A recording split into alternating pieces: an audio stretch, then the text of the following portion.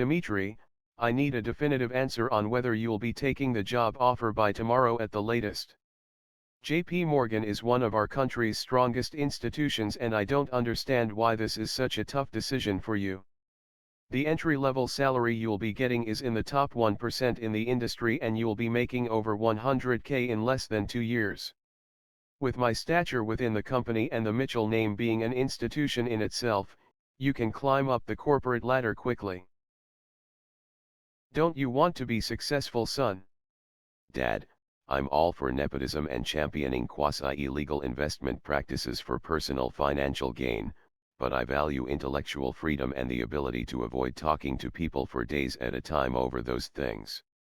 I appreciate the offer, but you and I are distinctly different people with different skill sets and different goals in life.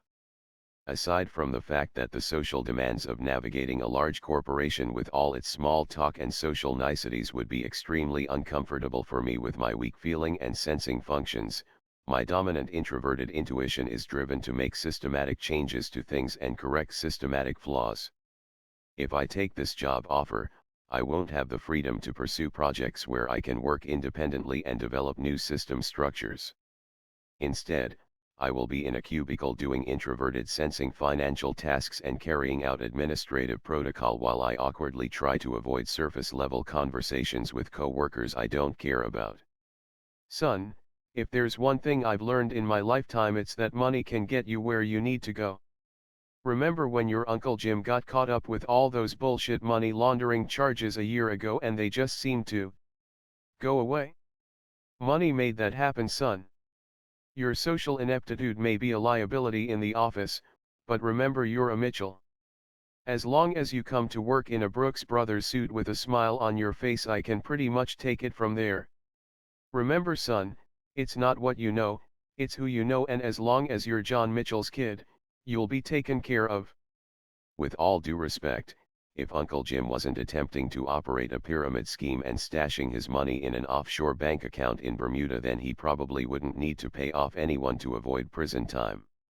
In addition, I don't see being incompetent in my role yet still getting promoted just because I'm your son as a particularly fulfilling way to live my life. That's beside the point, son. For Christ's sake, you're starting to sound like a liberal. Money is power and you're only as good as your title says you are. How do you think I got elected to the state assembly?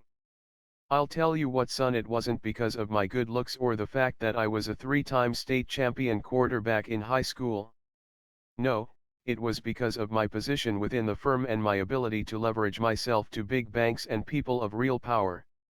That's how these things work in our country.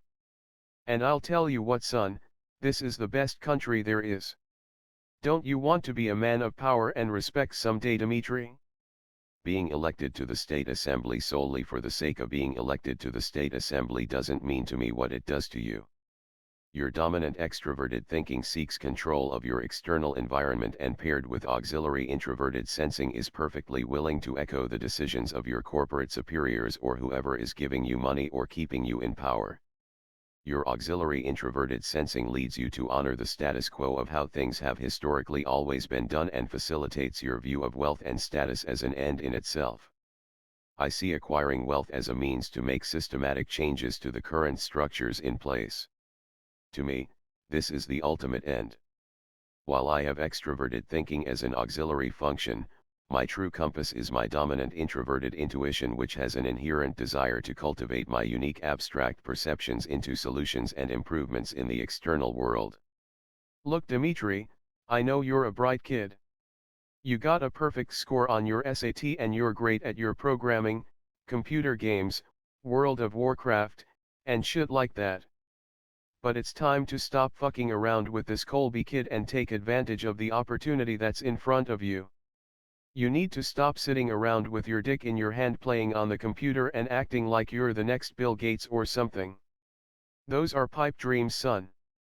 Fine American institutions like JP Morgan only give you one chance. Once you're out, you're out. Once you step out of that seat, another kid who has his head on straight and not in the clouds will step right into it and make himself comfortable. This is how the world works. The people who get ahead are the ones who take the seats that are there for the taking, and the people with their dicks in their hands who give up their seats become liberals and go on welfare. Are you going to give up your seat, Dimitri? I've always been a polite guy, Dad.